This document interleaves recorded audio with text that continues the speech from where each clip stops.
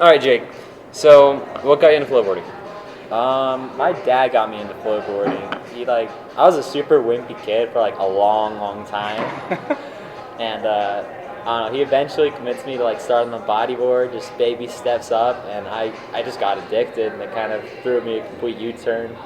And then after that, I was kind of going crazy on all the board sports and stuff. But yeah, that's what started me. Was my dad. So he flowboard. He did it before. Yeah, he flowboards with me. He was like the Masters World Champion, it's like the older division, and not the world champ, the national champ.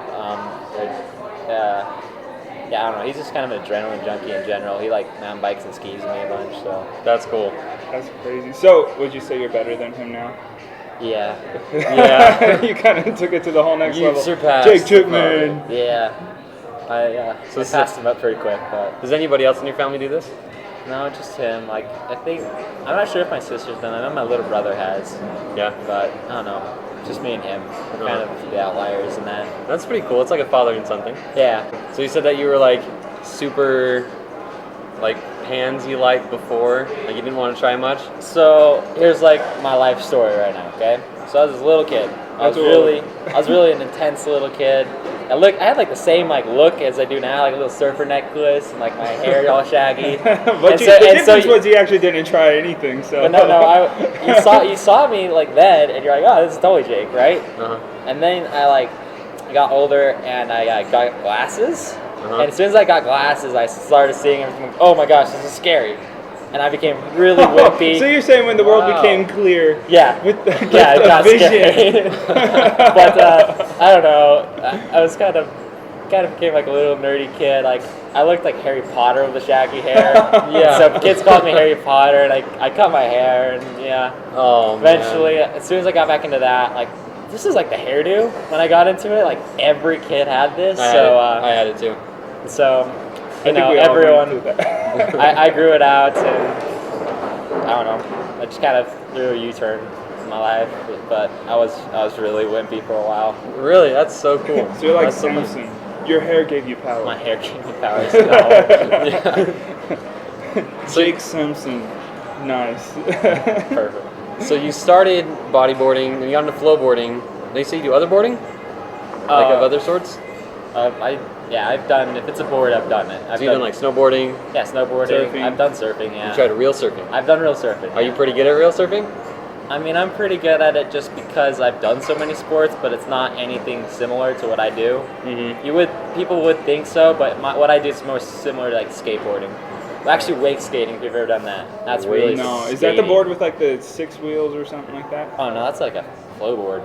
That's actually called a flowboard. Is it's it like really on the called a concrete. flowboard? Yeah. It's hey, weird. right on. Anyways, wake skate's like it's a wakeboard that you're not strapped into.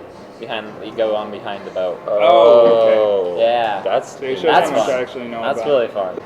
I can't remember if that was the right trip, but on one of the trips I had a flow rider on like the cruise ship. Mm-hmm. I was not as good as I was then, but like everyone on the cruise ship sucked because half of them were drunk and most of them had never done it before. And so it was just like I just was like some flow god on there. Even though, yeah, I was pretty good. I was like flipping the board over, but I was not nearly as good as I am now. Uh-huh. But they still thought I was good enough to get like my own show on there. I was like, sick. It was like Really? my first little Just moment of automatically show itself. That's awesome. Yeah, it was funny. So sobriety is key when it comes to us. Okay, so Bangkok. So this is cool. We want to talk about that because you didn't know you were going to go on it. You were going to go on that trip. So I actually had some friends that I was in connection with in Bangkok, just from like my sponsorship. They like sent boards out there, and so I talked to these people, and I got news early from some of the Bangkok locals that the World Championship was going to be there, and I was like, dang, that's so far, and I'm like deciding whether I want to go.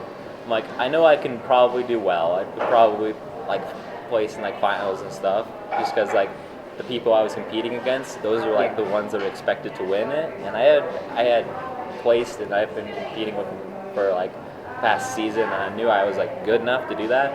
I'm like, is it worth it to fly down there and get third or something? I'm like, yeah, that's worth it. I eventually decided that. I got like Mac Flowboards, my sponsor, to help me pay for the trip. I went down there, and I was just hammering in tricks before that, just working so hard so that I could be as consistent and good as possible. And You know what? I just felt so good when I was riding down there. Like everything was aligned. The stars were aligned. Everything. I landed like tricks I've never done before. Like first try down there, I was like, okay. It was like one trick, a 540 flip. I haven't been able to land it since I got home. I did it like I got like 7 tries on it in Bangkok. It was just my friend, and I landed it. And I was like, yeah, we're all freaking out. They go nuts there. They are like some crazy culture. Right here, it's pretty mellow. It's like we got like a little group of friends that care, but like down there, everyone knows everything, and they're just freaking out about this trick. And I wish I could land it again. Honestly, it's just that's what you got to practice. It's more that it's not that I really want to land it. It's the fact that I haven't landed it at home that's bothering me so much. At least you landed it when it counted, you know. Well, it wasn't practice. Didn't even count. Come on! I would have. We're all thinking, man, that's sweet. Nailed in the world champion. No, 7 tries. that'd be a problem. A lot of people have tried surfing, they tried snowboarding, they tried all this.